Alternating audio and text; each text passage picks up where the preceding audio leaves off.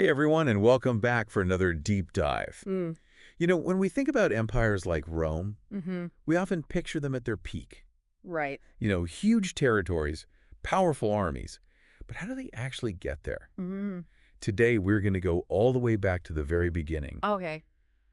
to trace the evolution of governance in Rome from its earliest days as just a small collection of settlements all the way to the rise of its monumental empire. I like it. Yeah. We have some really great sources for this one, too. Yeah.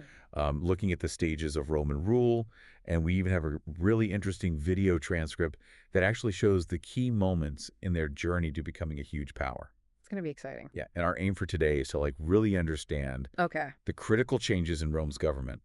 And hopefully by the end of this, you'll have a really clear understanding of this incredible historical process. Sounds good. All right, so let's jump right in. We were talking way back around 800 BCE. Wow. What did the Italian peninsula even look like back then? It's hard to imagine, isn't it? Well, the sources we have show that there were just a bunch of settlements scattered along the Tiber River. Okay. And what's interesting is that Rome's location actually gave it some natural advantages. Like what? Well, it had fertile land, good for farming, and it was in a strategic position for trade.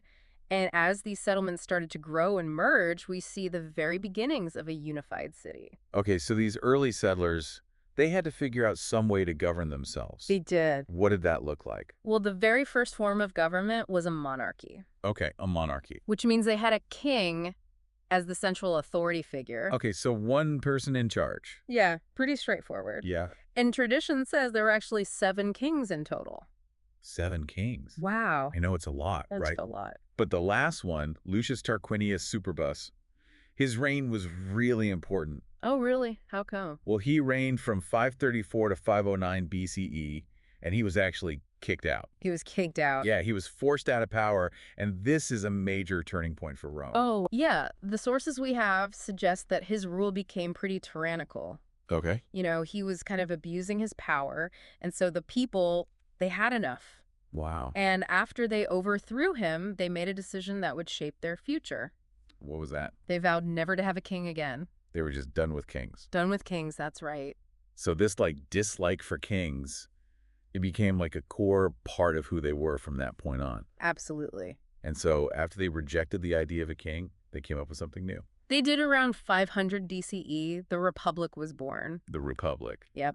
And the Latin term for that is res publica, which literally translates to public affair or commonwealth. The Commonwealth, so it's like a shared thing. Exactly. It signified a huge shift in how they thought about power. Okay. It wasn't about one single ruler anymore. It belonged to the citizens. At least in theory. Well, yeah, in theory. So how did this republic actually work in practice? Okay, so the Republic had 3 main parts. Okay. First, you have the Senate.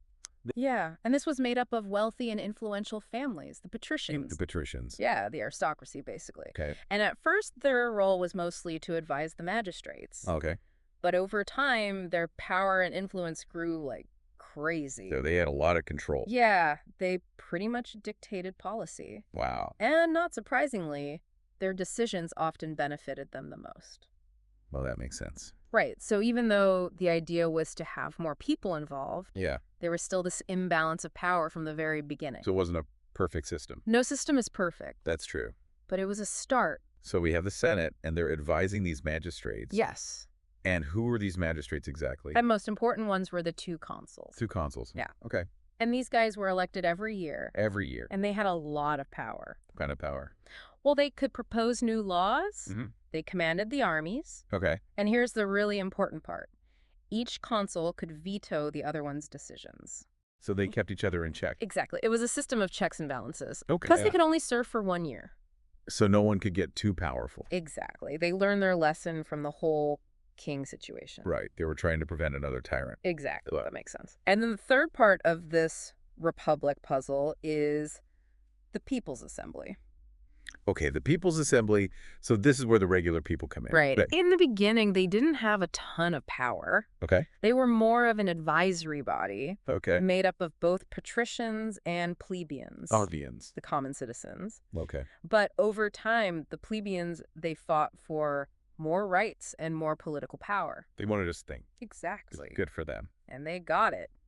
Eventually, the People's Assembly gained the power to make decisions about war and peace. Wow. Okay. And they could even vote on laws that the Senate proposed. So the plebeians, they really gained a lot of influence. They did. It shows how the power dynamics were constantly evolving within the Republic. It sounds like it wasn't always easy, though. Oh, definitely. There was always tension between different groups vying for power.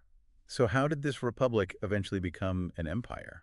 Well, things started to unravel during a period of intense civil wars. Civil wars. Yeah, Rome was fighting itself. Wow. And all this conflict created a lot of instability within the Republic. Great. And here's the thing, these crises often gave ambitious individuals the chance to step in. Oh, I see. So they took advantage of the chaos. Exactly. They promised to restore order and bring stability. Makes sense. But often in doing so, they actually ended up weakening the very principles of the Republic. Wow. So it's kind of a cycle, It is a cycle. A cycle of power and ambition. Exactly. And one of the most famous examples of this is Julius Caesar. Julius Caesar. Yeah, he was a brilliant military leader, Yeah. a smart politician, and extremely ambitious. Yeah. He won many victories on the battlefield, and he used his political skills to gain a ton of power and influence. And get this, he started taking on titles and honors that were very similar to those of a king. But they hated kings. I know, right? But he was basically acting like a king, even though he didn't officially have the title. Wow. So the fear of monarchy wasn't enough to stop him.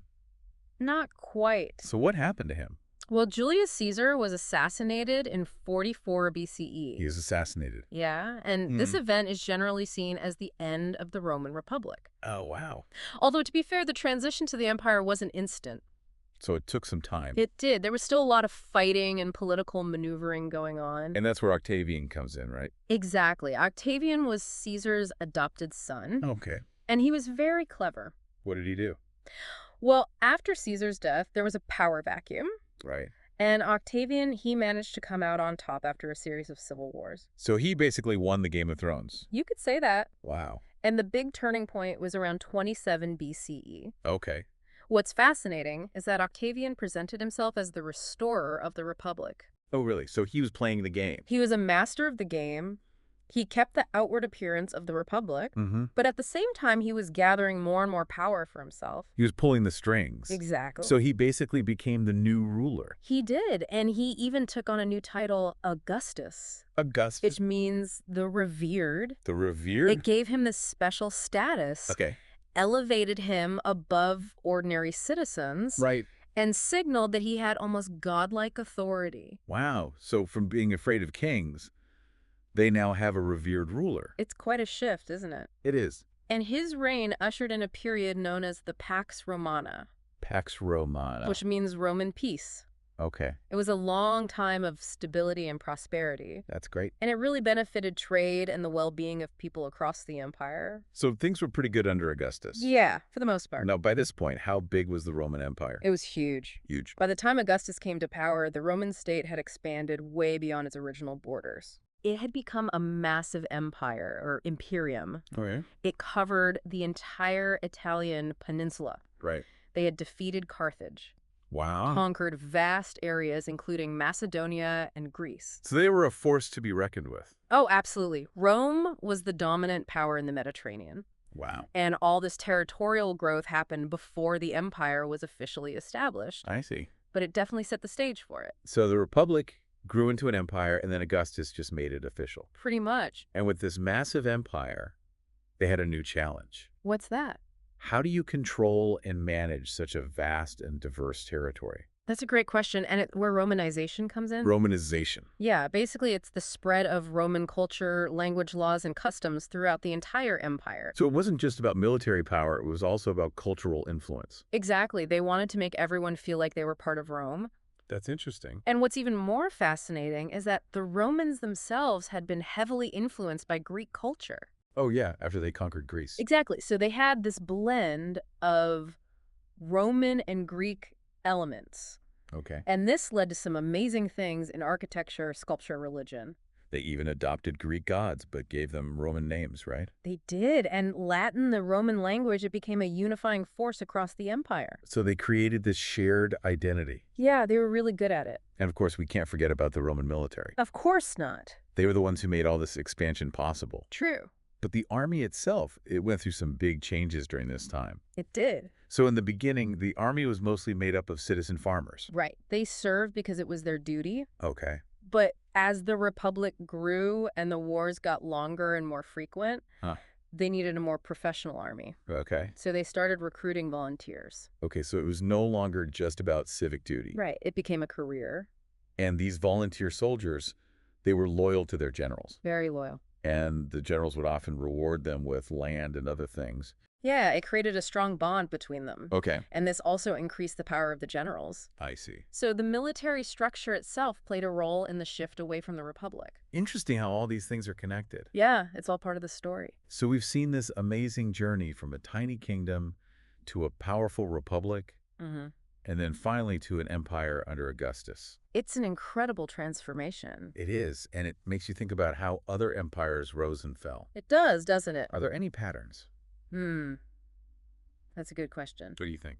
Well, I think it's clear that ambition plays a huge role. Definitely. And military power. Of course. And the ability to influence culture. Right, to shape people's beliefs and values. Exactly. It's all connected. To the story of Rome, it's not just ancient history. No, it's a story about human nature. About the desire for power. And the struggle for control. It's a story that's still relevant today. Absolutely. Well, that brings us to the end of our deep dive into the rise and transformation of governance in Rome. I hope you enjoyed it. Me too. It was a great discussion. It was. And if you found this exploration valuable and you want to explore more of these foundational shifts in history, make sure to like, subscribe, and leave a comment with your thoughts and suggestions. We love hearing from you.